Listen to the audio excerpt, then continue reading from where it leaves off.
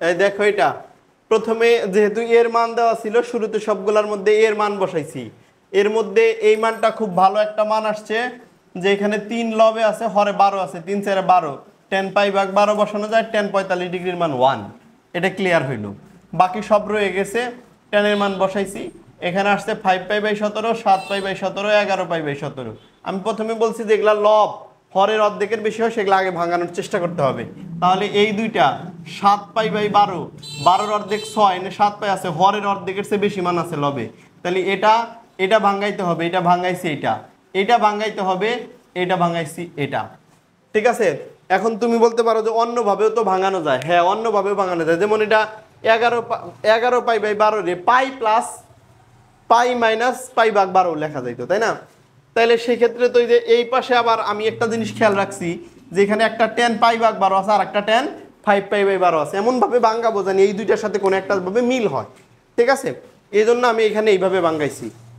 এরপরে দেখো এই যে 7 পাই বাই 12 রে পাই বাই 2 প্লাস পাই ভাগ 12 লিখছি কেন? 12 আর 2 এর লসাগু করলে 12, 12 রে 2 দ্বারা ভাগ করলে 6 পাই, 6 পাইয়ের সাথে 1 পাই যোগ করলে 7 পাই হয়ে যায়। আর এখানে 12 আর 2 এর লসাগু 12, 12 রে 2 দ্বারা ভাগ করলে 6, 6 পাইয়ের সাথে 5 পাই যোগ করলে হয় 12 পাই, 11 পাই। এইভাবে ভাঙানো হয়েছে। এরপরে কোঅর্ডিনেট হিসাব করেছি, দেখো tan 90 ডিগ্রি প্লাস মানে দ্বিতীয় চতুর্ভাগে tan কি আছে? দ্বিতীয় চতুর্ভাগে tan আছে নাই, তাহলে কি আসবে? এখানে একটা মাইনাস আসবে। বুঝতে পারছো?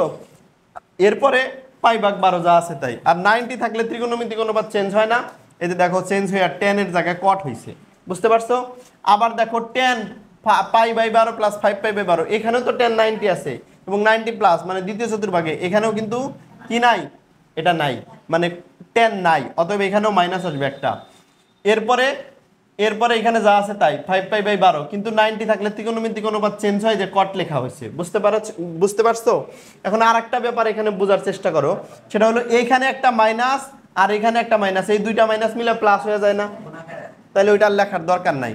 আর tan পাই ভাগ 12 রে 1 বাই cot পাই বাই 12 লিখছি, tan পাই বা 5 পাই বাই 12 রে 1 বাই cot 5 পাই বাই 12 লিখছি, এবং এই যে cot পাই বাই 12 সাথে এটা কাটা আর cot 5 পাই বাই 12 সাথে এটা কাটা, তাহলে কাটা গেলে সবগুলোই কাটা গেল, কাটা গেলে মান আসে 1। ঠিক আছে, আশা করি সবাই বুঝছো।